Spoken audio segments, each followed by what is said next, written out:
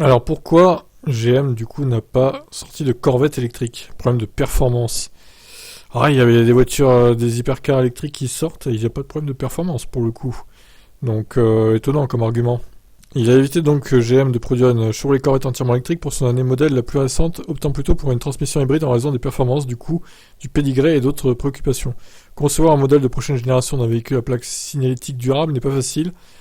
Un constructeur est souvent sous pression pour rester proche d'un ensemble d'objectifs de conception guidant un modèle tout en visant une technologie innovante et nouvelle qui pourrait faire du véhicule une sensation du jour au lendemain ou un paria. Et en développant la nouvelle génération de Corvette, GM a décidé d'opter pour une transmission hybride au lieu d'une transmission entièrement électrique en raison d'un problème de performance. Selon une récente série d'entretiens menés par CNBC, les dirigeants et les ingénieurs de GM ont expliqué les choix de conception effectués concernant la toute nouvelle Chevrolet Corvette E-Ray, la toute première Corvette hybride et 4 roues motrices. Et tandis que le véhicule représente un énorme bond en termes de performance par rapport au modèle essence, qui a déjà lancé les baby boomers à des vitesses vertigineuses, beaucoup se sont demandé pourquoi le constructeur automobile n'avait pas opté pour une variante full électrique. Un obstacle important concernant les performances d'une Corvette toute électrique qui, selon certains, n'aurait pas été aussi performante que la conception hybride choisie. Mike Kosiba, ingénieur en chef de la conception chez GM, a déclaré ouvertement à CNBC, affirmant que la mission de ce véhicule était la performance. La performance, la performance.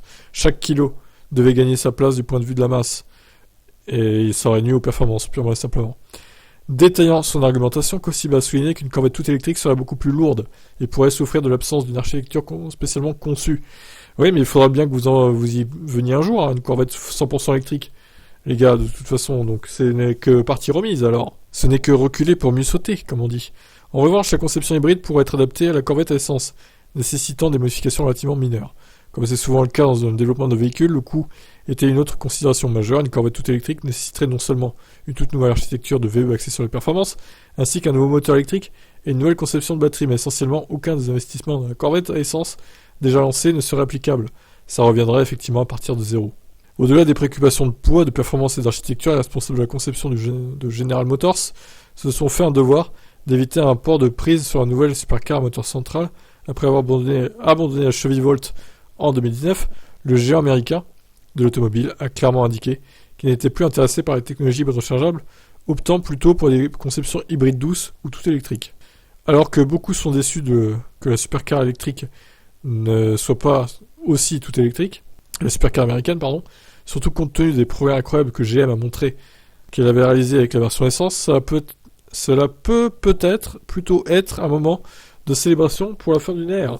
La Chevrolet Corvette a défini ce à quoi ressemblait la technologie des voitures de sport américaines depuis des décennies, distinctement différente des muscle cars, d'où elle a obtenu son gros moteur-propulseur, mais aussi particulièrement abordable par rapport aux Ford GT et Dodge Viper dans le monde. Espérons qu'une Corvette électrique non seulement... Alors, il y a des problèmes de traduction dans le texte, désolé. C'est traduit avec Google Chrome, je précise. Espérons qu'une Corvette électrique donc arrivera bientôt, mais qu'elle poursuivra son héritage de grandeur technique. Magnifique. De toute façon, ils seront obligés d'y passer, donc voilà. Pour cette fois, voilà, ils ont fait une hybride. Déjà, c'est bien qu'une Corvette soit hybride. Maintenant, prochaine génération, dans 7-8 ans, ça sera une full électrique, quoi, c'est tout. Ils n'auront pas le choix, de toute façon. Et comme ils ont dit, les hybrides rechargeables, ça les intéresse même plus. Donc, c'est soit hybride, soit tout électrique avec eux. Donc, voilà les explications du pourquoi, du comment. Je vous laisse commenter.